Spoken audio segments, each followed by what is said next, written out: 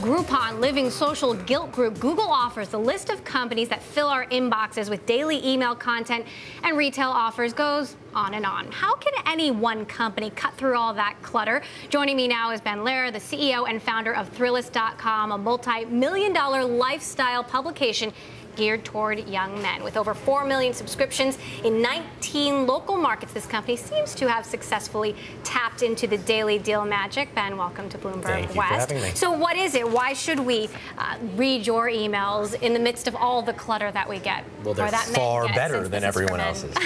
I think at the end of the day, the clutter is not necessarily email clutter, it's content clutter. There's so much content being created, whether it's on the web, whether it's on TV, whether it's in email, it doesn't really matter. Quality rises to the top. And I think that for us, by focusing on a really specific demographic and a specific audience, we've been able to create content that speaks to the interests of our guys. Now, Thrillist has made a lot of pivots, as we say in Silicon Valley, which means you kind of move in a different direction. Where are you guys now? Well, so it's not, we don't like to think of it as pivots because we've expanded into different areas, but our core business remains very similar to what it started as, which is an email publication for guys that we monetize through advertising. But you just bought an e-commerce company. We bought an e-commerce company about a year and a half ago called Jack Threads. And what Jack Threads is it's a very different business model, but it's predicated on serving a similar demographic. And so our idea was we have a big captive audience that trusts us. Why are we only surrounding content with advertising? Why don't we try to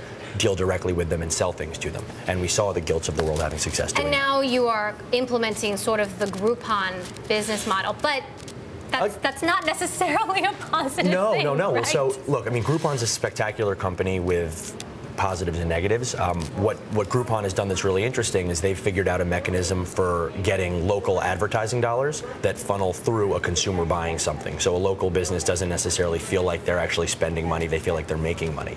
That's the trick of Groupon, and we're sort of playing on what they've been able to do to get local ad dollars, and we've created something called Thrillist Rewards, which is less based on a discount and more based on exclusivity or access.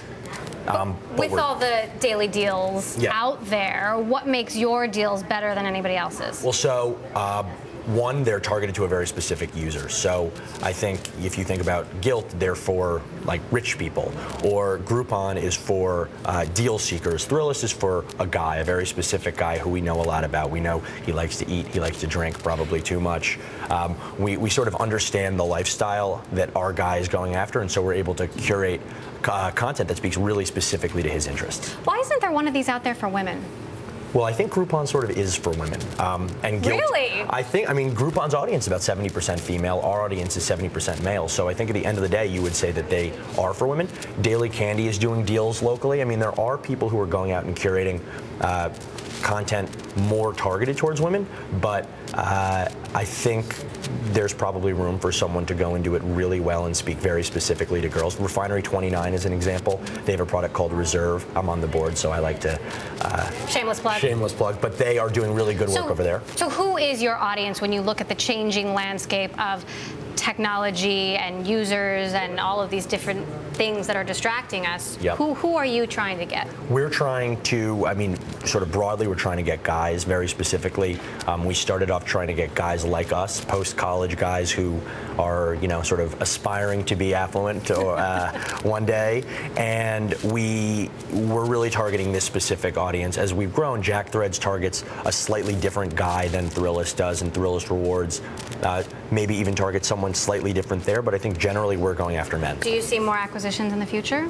For us, I do actually. I think that we're good at building brands, and we have a platform now with a bunch of users, and I think if we find other businesses that we think we can help to power through the technology that we built, through the product that we have, and through the audience, I think there are opportunities to go do more. All right, Ben Lerer, CEO of Thrillist, thanks for joining us here. Thank you so much for having me. On Bloomberg West.